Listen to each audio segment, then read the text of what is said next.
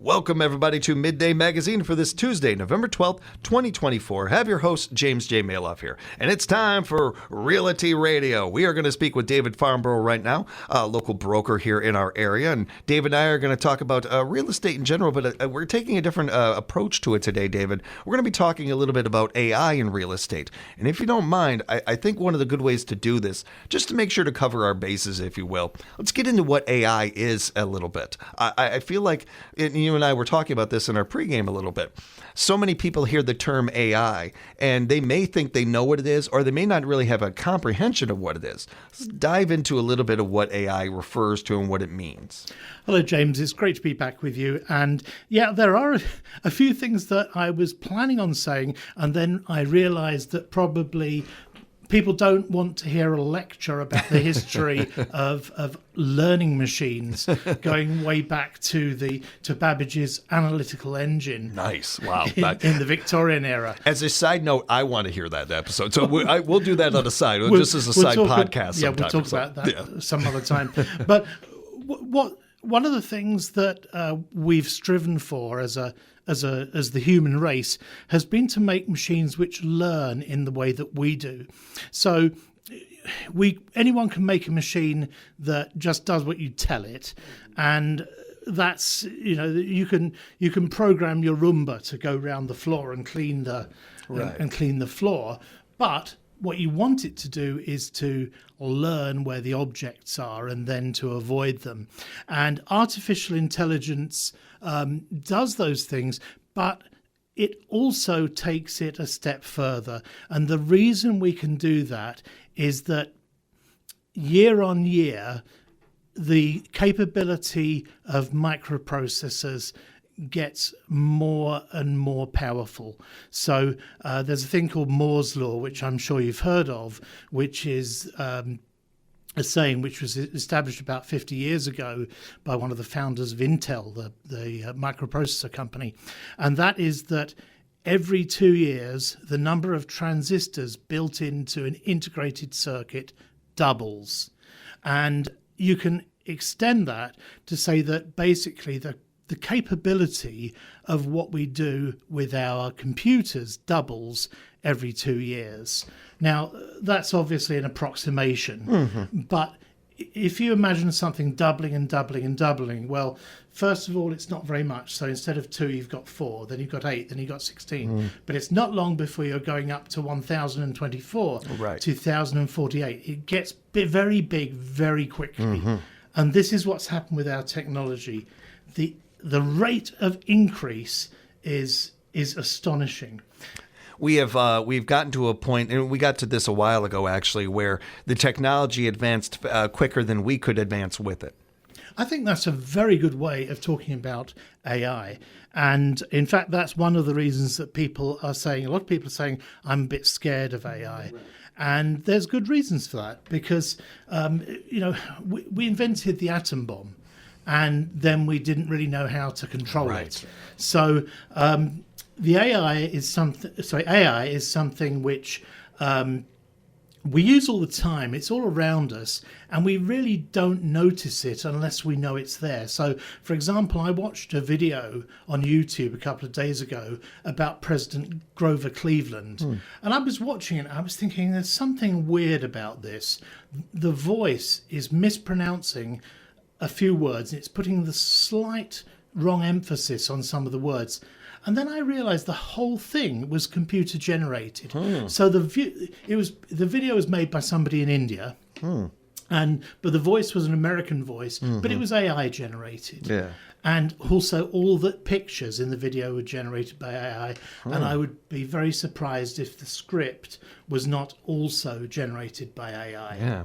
So we do have AI in so many places. If you have one of those home speaker devices, I was going to say the name of it, Alexa, Nice. But if I said the name, everybody's would go off. So, if you have one of those, if you have an Echo in your house, the voice that talks back to you is not a recording.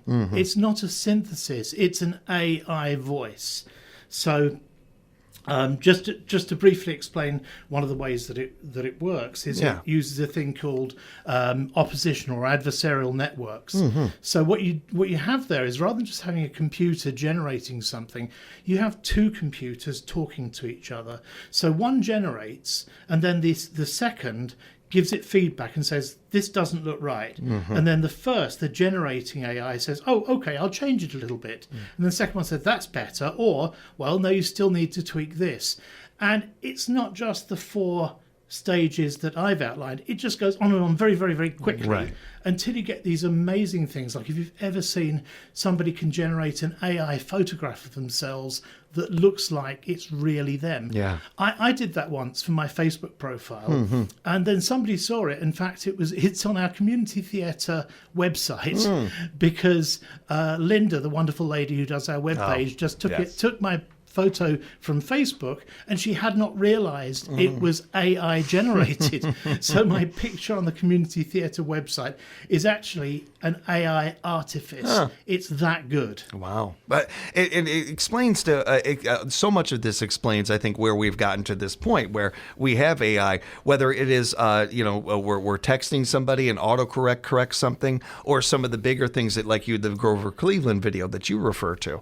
I think that a lot of this too, when we're talking about these things, whether we're repeating anything anybody knows or not, it is normalizing and getting people more and more familiar with these terms, with what this is. I don't believe that AI is something to fear. I think what human beings do with it certainly can be a concern, but especially when we're talking about the entertainment industry and some other aspects of it. But the more we understand AI, the better I think the more comfortable we get with it. And keep an eye on it, certainly, but also at the same time, oh, wait a minute, I don't have to be afraid of that. If you've been afraid of the dark at any point in your life, at some point or another, hopefully you get to a place where you realize, well, when I'm looking at a dark alley, it looks really dark. But once I get inside it, it's actually kind of light in here. It's not that dark at all. I can actually see my hand and things. I feel like a lot of this is that. Once we understand something, we don't fear it as much. We may not like it. We may not be a fan of it, but that's very different than having a fear of something. The more we talk about these things, and part of the reason I'm happy to have this conversation is, hey, we're talking about AI. We're familiarizing people with it, getting you more and more familiar with it. That's absolutely right. And I think we also have to look at it in a historical context. So if we look at the Industrial Revolution, there were a lot of people who were very much against some of the machines. So one of the typical examples is the threshing machine. People would have the threshing machines really simplify and speed up the work on a farm at harvest. And all the people whose job it had been to manually take those bales of crops and thresh them, now said, well, hang on, I'm being put out of a job. And they sabotaged the machines and they got in terrible trouble. Nowadays, 200 years on from that, we look at that and we think, well, hang on a minute, those people could have been threshing machine operators. So when we look at something like AI, it's slightly different because there will be some jobs which won't be so important. So I'll give you a case in point. I'm wearing a shirt now with my Rapids Homes logo on it, and I designed that using AI. Now, I don't want to say AI did it, because if AI had done it, it wouldn't have been good.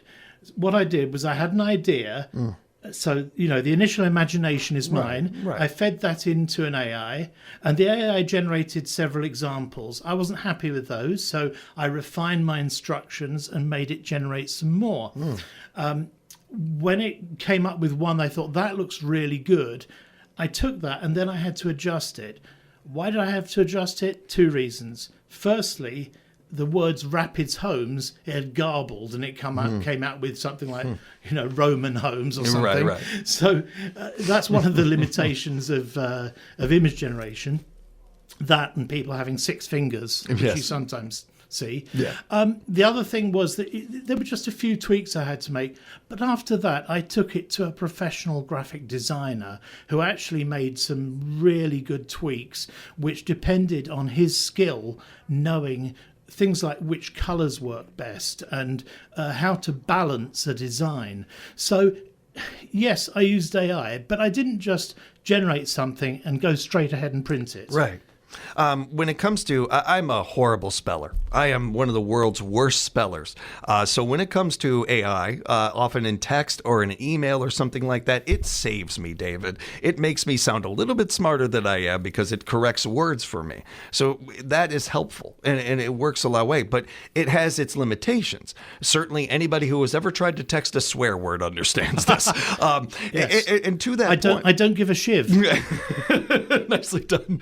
So to what David and I are talking about here, as far as what AI is capable of and its limitations, I think for one, to go back to what we were saying before, it gives a little less fear, I would think, in people. Like, hey, this isn't something that can necessarily do much without your assistance and without your help. That's right. And I think that's a key part of this conversation. No computer has ever turned itself on. No AI system is, thinking for itself or anything. David kind of broke this down for you of how that works and how your participation in this goes. And with that, kind of shows not only the limitations, but I also feel like it shows the control that we have over these things. Yeah, that's absolutely right. We have to realize that it is within our control. Mm-hmm. So, for example, I do notice that some realtors use AIs to create their listing descriptions, and you've got to be careful because often what happens is it will fill it full of cliches. I've even seen it happen where somebody fed in to ChatGPT that they want to write a listing description for a house with 5 bedrooms and 3 bathrooms, and the listing description that was spat out was quite good, but it also said that there was an in-ground swimming pool. And the reason for that is that the AI just took typical other examples of listings with 5 bedrooms and 3 bathrooms, and obviously thought that a swimming pool would be a good thing to add. Now, if that agent had then just gone ahead and published that, that would have led to problems. You've got to read it, and you've then got to correct it and improve it. We're speaking with David Farmbrough on Realty Radio right now, and we've talked a little bit about AI, what AI is, and how its limitations, the work that it can do. Let's talk about AI in real estate, David, and get into how it applies with the real estate industry. Okay, well, there's a couple of examples I just gave, like the logo generation and the listing description. One of the ways that I use AI a lot is in smoothing and upscaling images.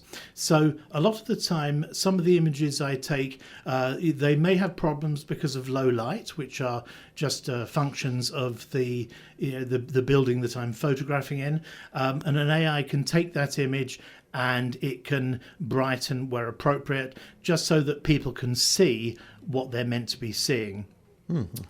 Sometimes there are things like you're not getting quite the definition you need on an image, and an AI can upscale that.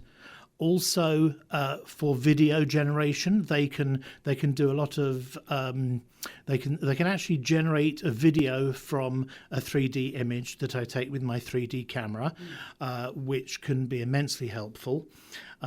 I also use them for virtual tours because I do virtual tours for all of my listings, and although I'll only take a 3D photograph of each room, the AI will be able to put together the transition from room to room, so you actually feel like you're moving. That's really cool. Through the property.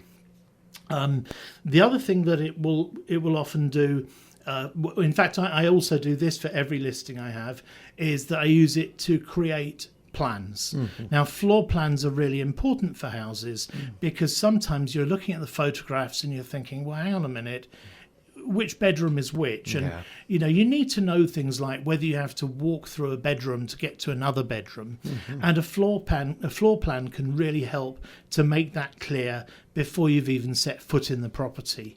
But again, you have to be careful because it does make mistakes, and I've come up with often I've been given the results back that are not quite accurate, and so I think, well, I've got to tell it where the staircase is, and so I have to go back and correct them. But that's the important thing. You need to have oversight, and you need to not be lazy.